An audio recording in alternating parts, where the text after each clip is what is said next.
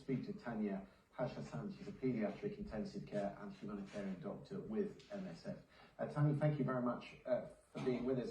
Can we start with the news that we've had from MSF tonight, that some of your doctors have got through the Rafah crossing today? What can you tell us about that? Yeah, I just want to clarify, I'm not speaking on behalf of Doctors Without Borders today. I do work for them, but in this interview, I'm not speaking on their behalf. Okay. I can confirm that 22 members of Doctors Without Borders have successfully crossed the Rafah border, but I can't comment further. Could you tell us, I mean, obviously you work with them and you know them well. Can you tell me what the situation is in Gaza right now for those who've stayed behind? So, my relationship with the Gaza Strip over the last 10 years has been as a teacher, not through MSF. I go and I train with a group of physicians and surgeons from Oxford University. I also do work for MSF and I speak on their behalf for the international community on this particular issue. So what I will be referring to in the rest of this interview with you is my relationship with colleagues in Gaza who don't necessarily work for MSF. Okay. I have a long-standing relationship with the medical community in the Gaza Strip through my training trips over the last decade. And are you in contact with them? Are you in regular contact? I am. With them? And what are they telling you? So I just want to say it's a very hard act to follow after listening to Biden's speech because, you know, what I'm about to tell you just seems so such a shock compared to the rest of the narrative that I've been listening to, waiting for my interview. This is an avalanche of human suffering that's 100% man-made. It is the worst humanitarian catastrophe I've experienced in my lifetime and in my growingly long career in humanitarian medicine. And it's burning through the hearts of every single humanitarian that I know. You know, I'm going to paint a picture for you of the degree of suffering that we're seeing. People keep asking me about medical aid and hospitals and the situation of the hospitals. The entire hospital healthcare system collapsed almost a week ago. It was announced on TV for the whole world to see. And in that week, there has been indiscriminate bombardment. And I don't even know if indiscriminate is the right term because it's targeting healthcare facilities, ambulances, churches, mosques, schools, refugee camps, densely populated refugee camps, wiping out entire families in a second, entire multi-generational extended families in a second. There are almost 1,000 families in the Gaza Strip who have had at least 2 members of their family, at least 2 members killed in the last 3 weeks. There are almost 4,000 children who have been killed and identified, excluding almost 1,000 children whose bodies are still trapped under the rubble. Some of them may be alive for a long period before they ultimately die under the rubble.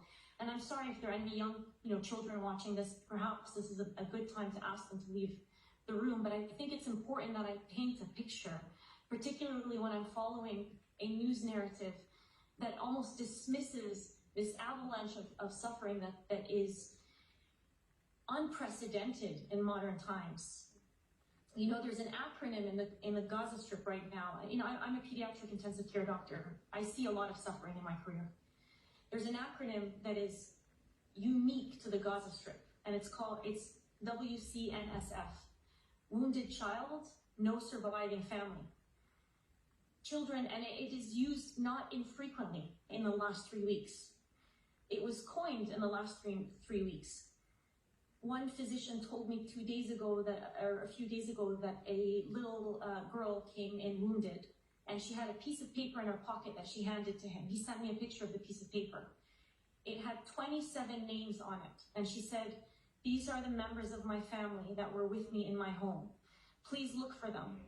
Please look for them under the rubble. Don't look for this one," and she points to the name of her sister. "I know she's already dead." This is a 10-year-old little girl.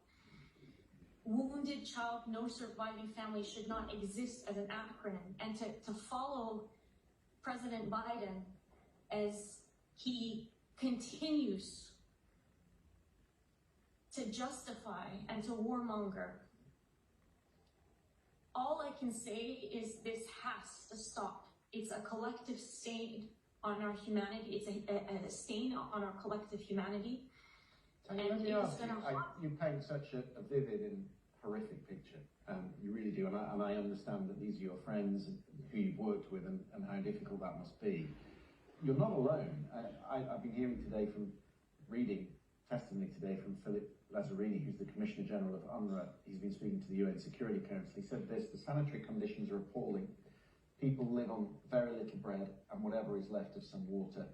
70 of their staff members have been killed, and they are looking after 670,000 people in their refugee centres. Is there any sign from what you're hearing of a humanitarian pause or pauses that could be negotiated? I'm not a politician, but the word pause to me makes no sense. You know, you pause to nourish and hydrate a population before you kill them. It just doesn't make any sense for me. You stop the bombardment. That is what the entire global community should be pushing for and should be insisting on. You know, and I think in leading up to my introduction, I think you interviewed somebody who said something very similar, a Gazan who said something very similar. You know, the priority is not giving us aid. You need to stop the indiscriminate bombardment.